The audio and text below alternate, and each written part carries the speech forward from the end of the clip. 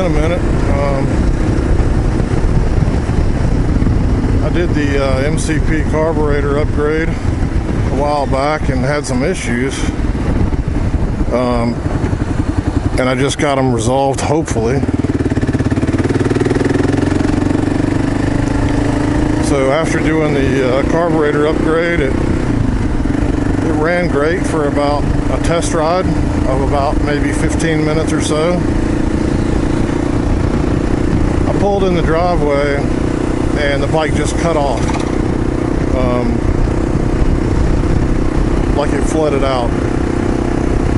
Tried to restart it. It was acting like the choke was full on. No matter what I did to the choke or how I set it,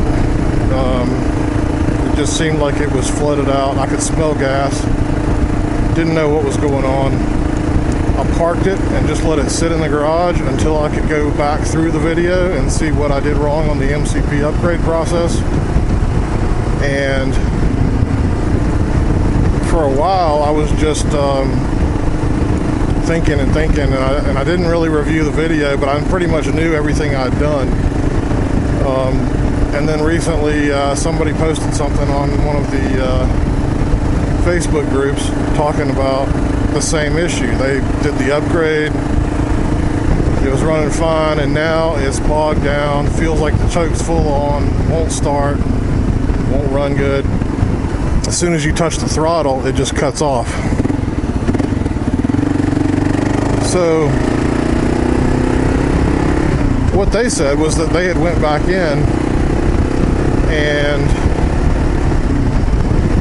they reseated the boot that goes from the carburetor, the rubber boot that goes from the carburetor to the airbox connection, and they thought that's what fixed it. So I was thinking, well, maybe I got the same issue,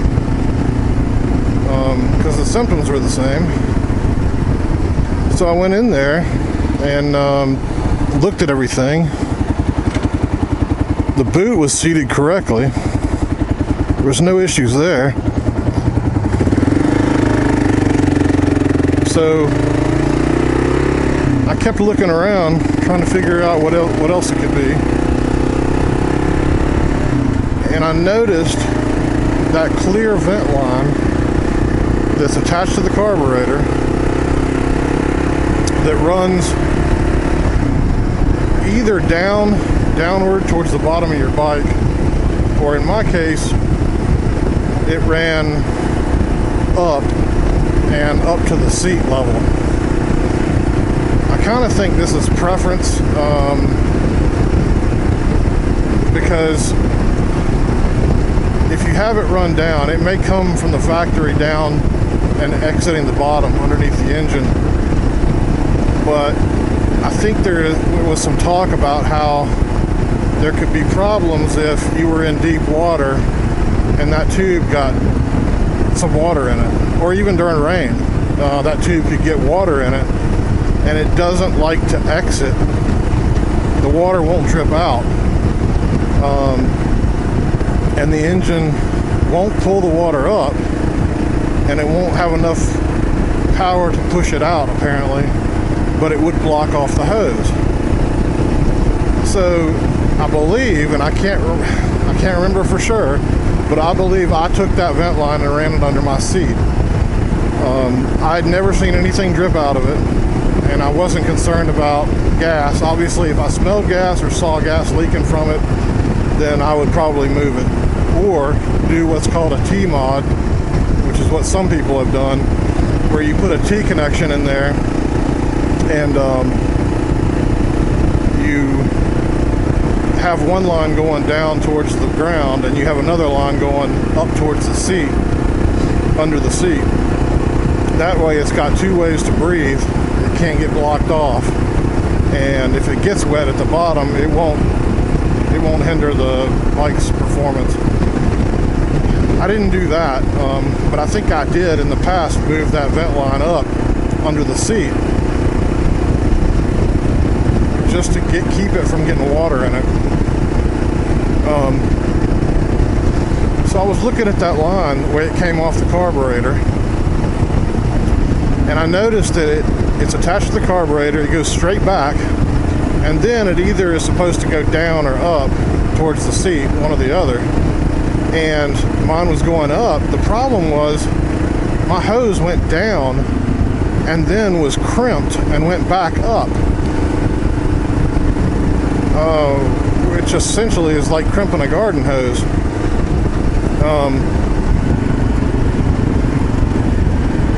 So I assumed that couldn't be good. If it's not supposed to get water in it, that can cause engine problems. Then it also shouldn't be crimped. And I think what happened was when I put the carburetor back in, I may have crimped that hose by accident.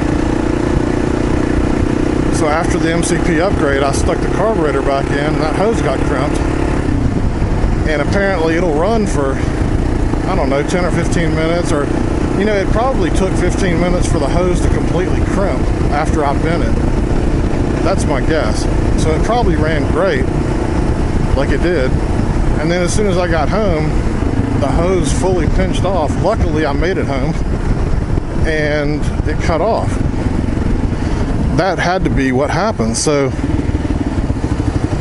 I uncrimped that hose, pulled it straight back, left it straight back up to the underneath the seat like I had it, but made sure it was open, not crimped, and the bike started right up. Like, I didn't even have to use the choke to get it to start. So that was it. So you guys, the reason I'm talking about this is because any of you who remove your carburetor for any reason, or do some kind of work on that vent line or whatever, doesn't matter whether it's routed up or down. The point is, make sure it's not crimped. Make sure it's not blocked off in the end. It's any mud or water or debris. If you don't have that open to the air so it can breathe, it will cause a situation like your choke is full on, and you'll smell gas. It'll probably fill the carburetor with gas. I believe it has something to do with being able to lift the needle or the main jet or something. I don't know. Lift the needle out of the jet or something. I'm not a full-on mechanic. I'm an engineer, but I'm not a mechanic. I know just enough to get in trouble, basically. But yeah, so I was smelling gas when I had the issue, so it makes sense. Anyway, that's that. Make sure that vent line is clear and free to breathe no matter where it's routed. So that's my advice for today. Aside from that, the MCP upgrade is 100% legit. It does solve your idle issues. It does give you more power. It keeps it from bogging down the way the bike did when it was from the factory. And I've only got 4,900 miles on this bike. So I saw the benefit greatly. When I go to idle, when I pull it in neutral, it idles right down and just sits there. It doesn't jump all around. Before, the RPMs were jumping all around like it was getting ready to cut off. It was not in good shape. So I got the MCP upgrade. I got the one for the aftermarket exhaust with the airbox baffle or snorkel removed, because I did pull that out. And yeah, it's a big improvement. And more power too. I don't know if I said that, but definitely more power. It just feels better overall, rides better and everything. Alright guys, I'm going in here to get an inspection done on this bike, so I'm probably going to cut it off for a minute, but I'll get back to you on the way back.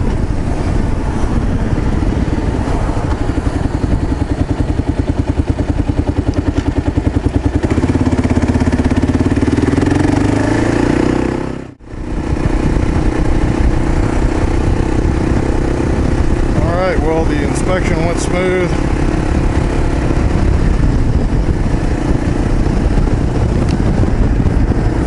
No issues. Bike's still running good. Since the vent line fix.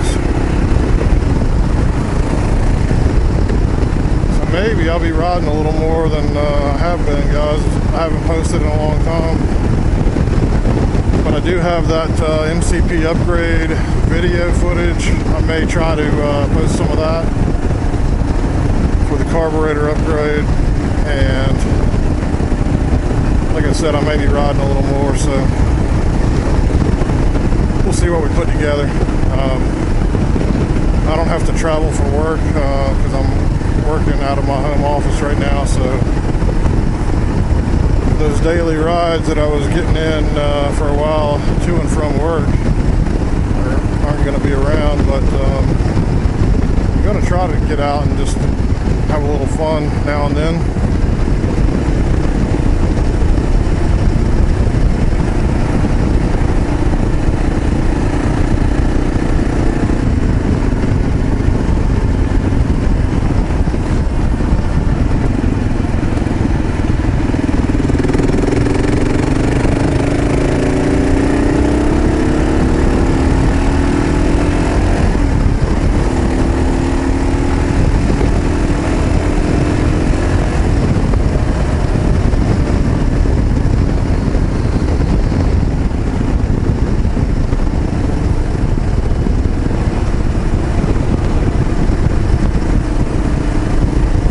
Yeah, a lot less hesitation during acceleration after that MCP upgrade. Everything just feels smoother.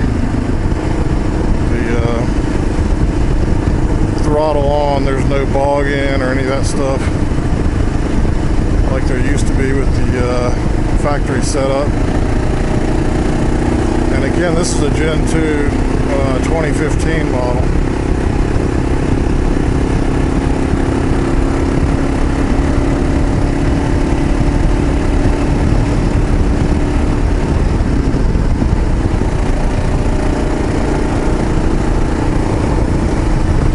I do think I have a slow leak in the front tube, so I may have to get the tube replaced sometime soon. I air it up, and then after it sits for a little while, it seems to be losing some pressure. So that'll be fun. I don't know if you guys remember some of my other videos I had a lot of decel popping, basically backfiring through the exhaust with this Lex pipe. That's 90% gone now. I still hear a pop every now and then if I load it up on fuel. But yeah, the MCP upgrade cleared that up for the most part. The different jets and needle sizes made the difference, and the mixture and everything, it really, Grant knows what he's doing. MCP is hugely beneficial for our bikes, and we definitely got to give him props for everything he's done for us. There's a lot of other guys who've done a lot of stuff also who I can't forget about. Eagle Mike, Happy Trails, Rocky Mountain ATV. But yeah, for the carburetor, MCP, you can't beat that. Just make sure you get the kit that applies to your configuration, whether you have aftermarket exhaust, whether you plan to take the airbox snorkel out, because it matters. The sizes are a little different, and the way you tune it is a little different, depending on what you have. It's not a hard upgrade kit, but you do have to be able to remove your carburetor If you've removed your carburetor before and put it back on,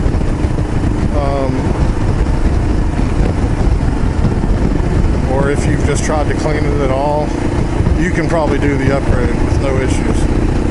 If you know anything about mechanical stuff or any of that, it's not that hard. You do have to drill one piece out with a small drill bit, but it's not hard. I use the rechargeable drill. It's nothing intensive.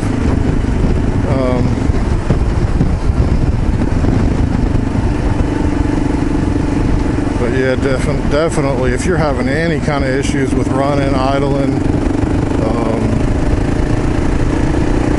choke problems, mixture problems, any of that stuff, the bike cutting off when you stop, not idling, when you stop at lights it cuts off. Mine did that a few times before I upgraded. If you're having any of that, just consider the MCP upgrade kit, because it replaces your needle, replaces your jets.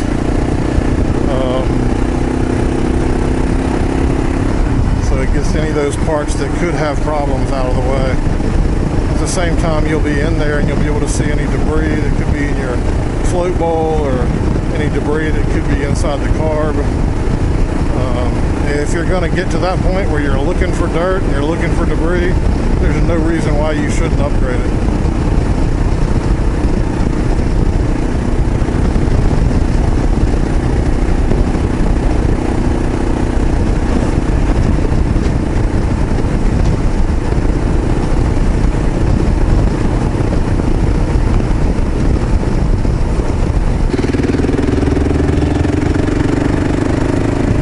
Another thing I've noticed when I get on the throttle now, in a gear that may be one gear lower than I need to be in, sometimes it would do a little hesitation or bucking down low in the RPMs. The MCP upgrade kit has gotten rid of a lot of that too, so it's just all around improved everything about the way it drives, the way it accelerates, idles, runs in general. And I don't get any kickback from MCP on this. I'm not an affiliate or any of that kind of stuff. When I see a kit or an accessory that isn't just hype, it actually does the job. It actually does what it's supposed to do. It's affordable. It improves your bike like tenfold the way it runs. And I had heard a lot of things before about it. And the 22 cent upgrade, or I've heard of a lot of different KLX needle. Matter of fact, I even got the KLX needle one time and never put it in. But I was just waiting because my bike ran okay for a while. Like I said, it's only got 4,900 miles. It ran okay for a while, and I didn't see any issues. And then with time, it started, little things started appearing, and I kind of passed it off as, some bad fuel, or it set too long, build up, something, I kept thinking, well, I got to take it all apart and clean it. It's got to be something going on, because I did let it sit for a while, and I kept thinking, well, it's got to be cleaned, I got to soak it and all this stuff. And I thought, you know what, if I'm going to go in my carb, if I'm going to take it apart, I'm going to get the best upgrade kit I can buy that's affordable, and I'm just going to slap it in there and see if that fixes all my problems. Because somebody said, you should do this, you should do that, and I'm like, I doubt it's going to fix all my problems. But sure enough, it did, at least for now. And I'll let you guys know if any of it comes back, or if it starts, going back to the way it was, or if I have further issues. But as of right now, everything seems to be resolved with the way it runs.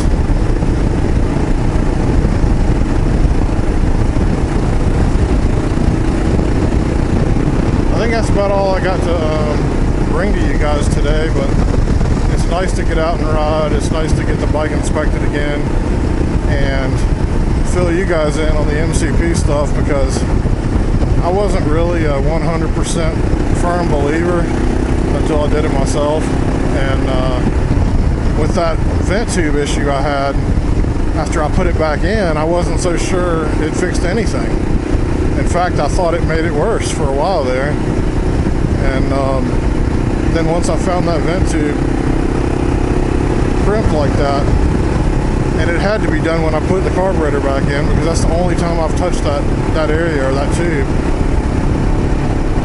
You know, it was right behind the carburetor. Like if you'd stuck the carburetor in there and that tube had been pointed down and then up, it just made a bend right there. And that's where I locked it in place and put the boot on. That's where it stayed. So yeah, good to have it resolved, and I'll catch you guys later. And I'll let you know if anything else pops up. I'm gonna try to get some more rides in, and hope to see you guys again soon. Take it easy.